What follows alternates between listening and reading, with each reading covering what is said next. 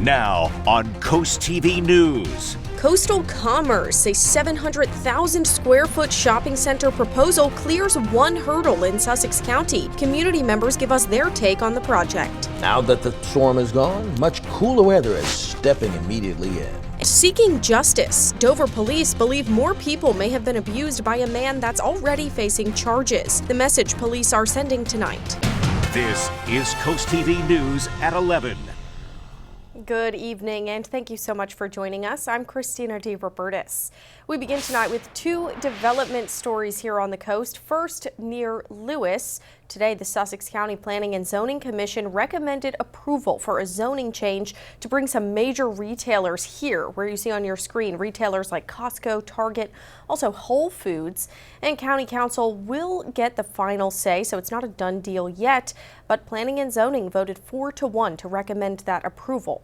Here's a look now at the entire plan. Developers looking to build a nearly 700,000 square foot shopping center on the corner of Route 24 and Mulberry Knoll Road. It would be called Atlantic Fields, covering 73 acres in total. Now, commission members who voted in favor of the change said the plan follows Sussex County's long-term planning for growth. They said this is not considered uncontrolled growth, but some people living in the area said they're still not in support. I think something half the size of the Christiana Mall going in on this little tiny secondary road, country road, is just irresponsible development. There's could be much better uses for community space. Now, the one commission member who voted no today, that's Greg Collins, he said his reason was traffic. He didn't feel that DelDOT would make the necessary road improvements there. Meanwhile, these 24 acres of land in Milton are up for consideration for a new subdivision. The Tapachi Farms project was in front of Sussex County Planning and Zoning also today, but a decision was deferred. The landowner wants to add 21 homes to Burton Road. A member of the Burton family said at a previous meeting that the neighborhood advertised as Burton Meadows was not approved by the family. Other neighbors tell us they think the development will cause problems for the environment. I'd like to have been notified before somebody goes sticking my name on something. It's not a very good idea, and that really put me more against it than I already was. The farmer that owned this land previously would have never have thought that you could build homes onto this property, knowing that this land is low-lying, wet, and it also drains into a local Clearwater stream. And CoastTV did reach out to the owner of the property, James Grant, but he declined to comment on the project. And Delmarva is still recovering after that nasty nor'easter this weekend. This coast was hit pretty hard. Crews from Denrec today were in Bowers Beach clearing off some of the larger debris, most noticeably the trees that got knocked over during the storm there. And speaking of the weather, we're going to take a live look into Lewis and turn things over to our First Alert Chief Meteorologist, Paul Williams. Right now in Lewis, we're holding at 61 degrees actually, and we're going to drop back to 53 degrees under mostly clear skies, and we're going to have clear skies as we cool down quickly. And as a cold front kind of helps us with dropping the temperatures a little bit below the norm for this time of the year. But right now we're in the 60s along the coast, 62 in Rehoboth as well as Indian River Inlet. However, we are in the 50s as you go farther inland. We're at 57 degrees, not only in Dagsboro and Millsboro, but also at 57 degrees in Laurel as well as Georgetown at this hour. So we have the winds pouring mainly out of the north, and that's accompanying a cold front that's already pushed through. So that reinforces the cooler air that we have in place. But look at these winds kicking in at about 32 mile per hour winds at the Indian River Inlet, at 25 mile per hour wind, for example, in Rehoboth Beach. And clouds are staying very limited, so that's going to allow for us to cool off even quicker throughout our region as a whole. And our futurecast is indicating that we're looking at the temperatures are going to fall into the 50s. Here's a look at your evening forecast. We're going to fall into the mid 40s by the time we get to just before sunrise. So a bit of a frosty feel is going to be in the air. Christina? Paul, thank you for that. Well, more than 1 hour was spent on public comment at a Georgetown council meeting this week, with the majority of the comments claiming homelessness is a major problem that's taken over the town. Coast TV reporter Brandon Ferguson tells us how town officials are responding.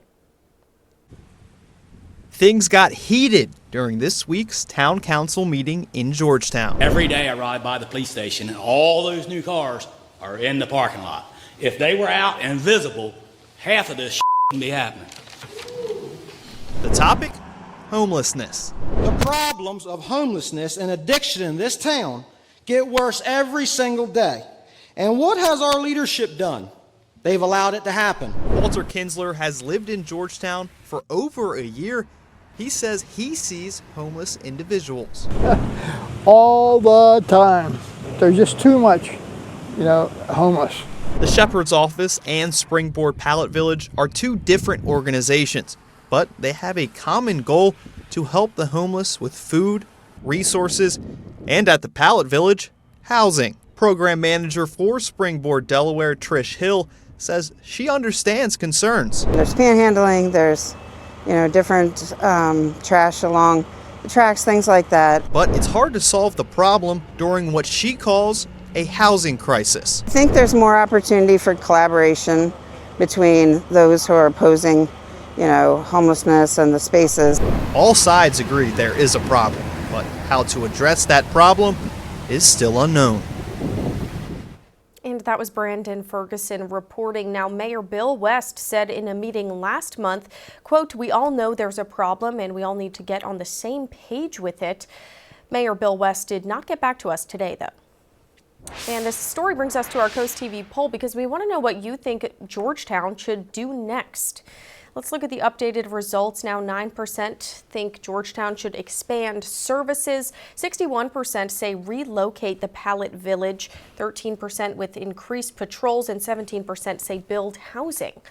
We really want to know what you think on this one, so head over to coasttv.com or use our mobile app and you can vote yourself.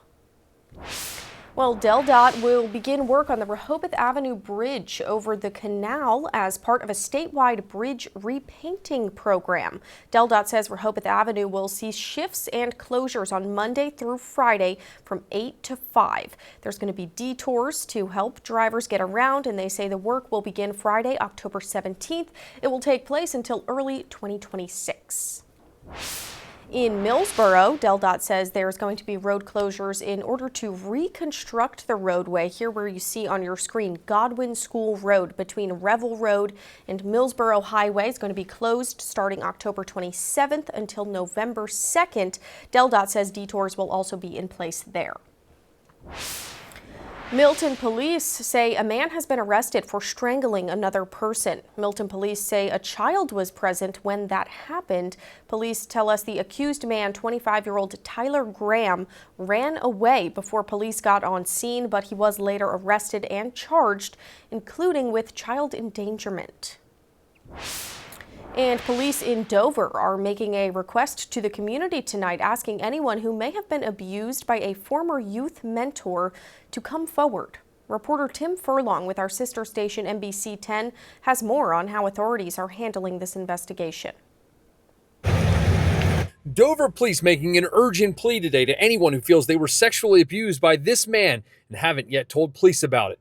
If you were affected by Mr. Kennedy, please come in and talk to our detectives and let them know what happened. Thomas Kennedy has twice now been arrested for sexually abusing children, but he is out on bail awaiting trial. I drove by his house in Dover today. Kennedy was originally charged back in July when a teenager came to police to say Kennedy had inappropriately touched him. After that arrest was announced, police say 3 men came in separately to say that Kennedy had also had sexual contact with them back when they were boys.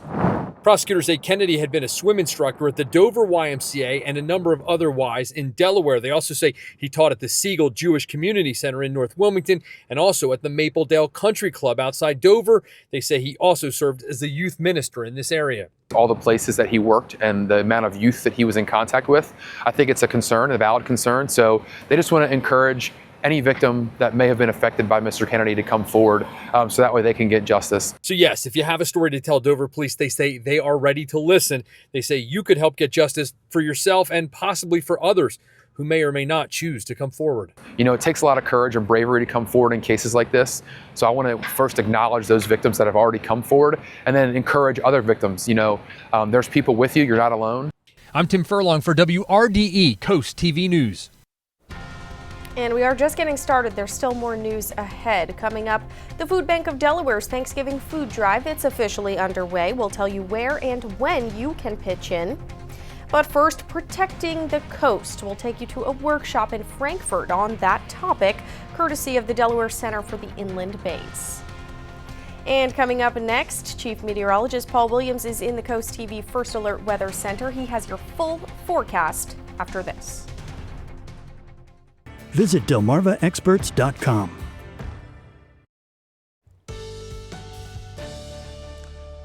Okay, so now we're finally on the other side of the nor'easter, and we're starting to deal with a much cooler air now that the cold front has truly introduced itself to us properly. We're at 61 degrees right now, but we're expecting much cooler conditions by the time we get into the early morning hours. Mostly clear skies. We will drop back into the lower 50s actually under mostly clear skies, but we warmed up to 72 degrees officially today in Georgetown as well as Cambridge. We warmed up to 72 degrees in Ocean City, and so for this evening, cold front pushes through. We're looking for temperatures falling into the 50s for Thursday. It's going to be cool all day and even night long to Thursday going into Friday. Now we're at 57 degrees in Georgetown, Laurel, as well as Millsboro and Dagsboro. We're at 61 degrees Bethany Beach, but 61 degrees also in Ocean City. Now the winds are pouring out of the north, so we're looking at a much cooler feel outside right now. Relatively light winds with the exception of Indian River Inlet at 24-mile-per-hour winds, Lewis at 15. Now wind gusts have been recorded at about 26 in Laurel, actually in Lewis right now. We have limited cloud cover right now. We're not concerned about any precipitation at this juncture. So we're staying relatively clear, generally speaking, throughout the entire region as a whole. Cloud cover is just kind of basically building over towards Atlantic City as well as going just on the other side of the bay. But here's a look at that cold front. Now, as that cold front pushes through, it's introducing us to much cooler and drier air. So the combination of the two is going to make for a much cooler outcome as far as how it feels, generally speaking. And we're not looking at a pocket of, let's say, significantly cold air coming out of Canada, but it is much cooler than what we've been dealing with. So that's going to change how it feels. Now, we do have winds. Now, the winds are going to continue to stay very vibrant, so it's going to still feel cool, particularly for the beaches. So we're looking at a small craft advisory along the entire coastal region, particularly facing the Atlantic for the entire Delmarva Peninsula. Now, that will stay active until about 6 o'clock in the evening for Friday, meaning we're watching out for 25-mile-per-hour winds, and that's going to go all the way down toward the Chincoteague area. And we have that same concern on the other side, actually. So for the folks that view us in Cambridge, you're in the same bowl of soup, so to speak. Now, for our future cast, we're looking at, for example, Thursday early in the morning. Notice how we fall into the mid-40s rather easily everywhere. I think this is underestimating how low we'll go for Thursday, but then we'll definitely go lower going into Friday morning. So when we go into Friday morning, everybody's going to be well into the 40s, okay, with mostly clear skies. And look at how we drop down to 41. Here we go. 39 degrees in Delmar. That's a hint. That's where we're going. But everybody, except for the beaches, everybody inland, I think that's where everybody's going, actually, well into the 30s. And with the winds pouring out of the north for the next few, let's say, days in a row, we're not going to see much of a difference there. And our chances of rain will hold off until we get to, let's say, Sunday for us. And then the cloud cover will stay limited. So tonight we're at 44 degrees, 61 for tomorrow. And here's a look at your 7-day forecast. Thank you again, Paul. Well, the Delaware Center for the Inland Bays held an open house at the Frankfurt Library today. Guests were learning about measures being taken to help protect the Delmarva coast. Things like oyster beds and concrete structures used to prevent erosion, as well as things they can do in their own backyard. Organizers say that after heavy storms like we had at the start of the week, education about coast preservation is really important. So it's very important for the environment. Sea level rise is a real thing, and if more of the community knows about it and know how to protect against the sea level rise, the erosion that's happening, it will just greatly improve the community. And the Center for the Inland Bays will host another open house October 21st. That's going to be at the Georgetown Public Library. Also, the Food Bank of Delaware's annual Thanksgiving food drive is underway, and this year they say the need is greater than ever. This month, work requirements for SNAP benefits that were previously waived have gone back into effect, and new federal rules starting November 1st will extend them to more groups. Leaders are urging the community to donate to help ensure every Delawarean can enjoy a holiday meal. No matter what a person's situation is with the SNAP benefits and those changes, we still want to make sure that everyone has an opportunity to share the holidays with their loved ones, to experience being around a common table and to not have to go without food. The food bank says it's now accepting donations, and those interested can host a food drive. You can donate online or drop off non-perishable holiday items directly at the food bank. Still ahead tonight, the Supreme Court takes up a fight over race and redistricting in Louisiana, what the ruling could mean for voting rights nationwide. This is Coast TV News at 11. An American tourist died of stab wounds sustained in an apparent street robbery that turned into a brawl. This happened in Portugal near the country's capital, Lisbon, overnight. Also, another person was injured. A police spokesperson said, without revealing the names or age of the victims, that one person died and another North American was hospitalized with deep cuts to his face and arm. The three suspects, they say, are on the run. Authorities have ruled out terrorism as a possible cause, and the assailants first approached a tourist who was returning to his apartment, and then a brawl ensued, police say. He then managed to call another American who tried to help, but police said that was when one of the attackers took out a knife and attacked both people.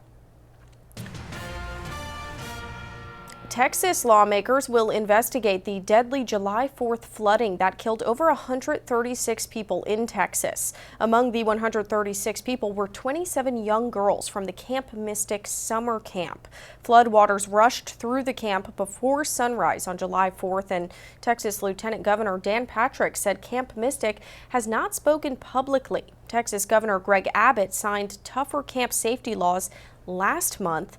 The camp will reopen next summer with new safety protocols in place. Secretary of Defense Pete Hegseth was on his way back to the U.S. when his plane had to make an unscheduled landing in the United Kingdom today. Sean Parnell on Twitter said the emergency landing was, quote, due to a crack in the aircraft's windshield. The Post saying Hegseth and everyone on board was safe and the landing was just standard procedure. He was returning from NATO's Defense Ministries meeting that took place in Brussels, Belgium today. And the Supreme Court heard arguments on a Louisiana redistricting case that could weaken the Voting Rights Act of 1965. That case before the Supreme Court is about Louisiana's congressional districts, but as Sherelle Hubbard reports, the decision will almost certainly have national implications.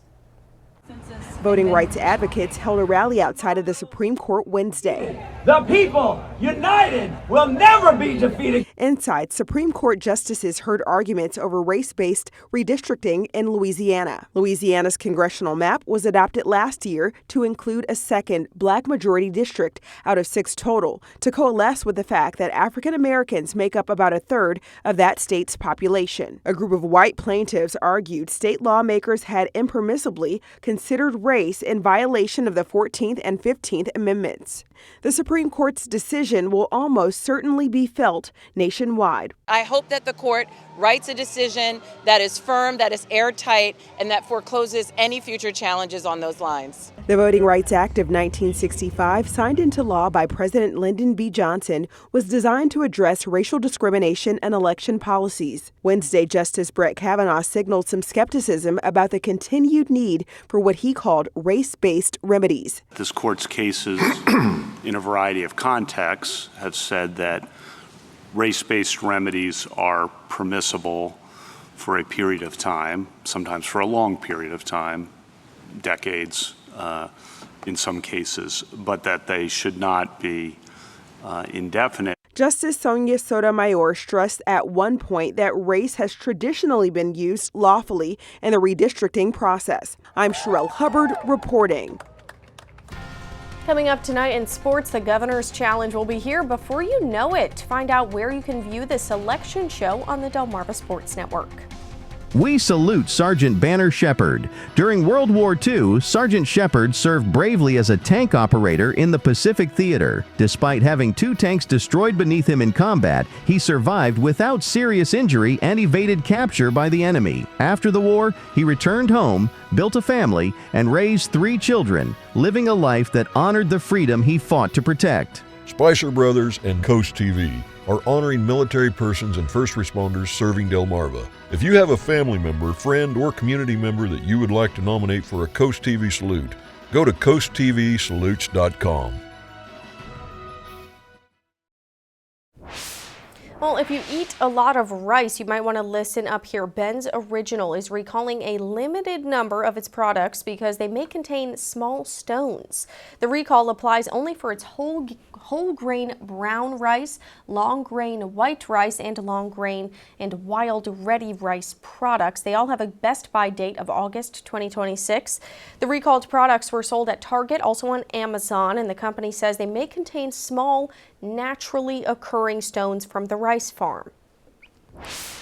Today is Pregnancy and Infant Loss Remembrance Day. It's a time dedicated to the memory of those lost. For parents, losing a child can have a profound toll on mental health. And in tonight's Health Minute, Mandy Gaither has one woman's story, also the message she hopes everyone who's experienced loss will hear.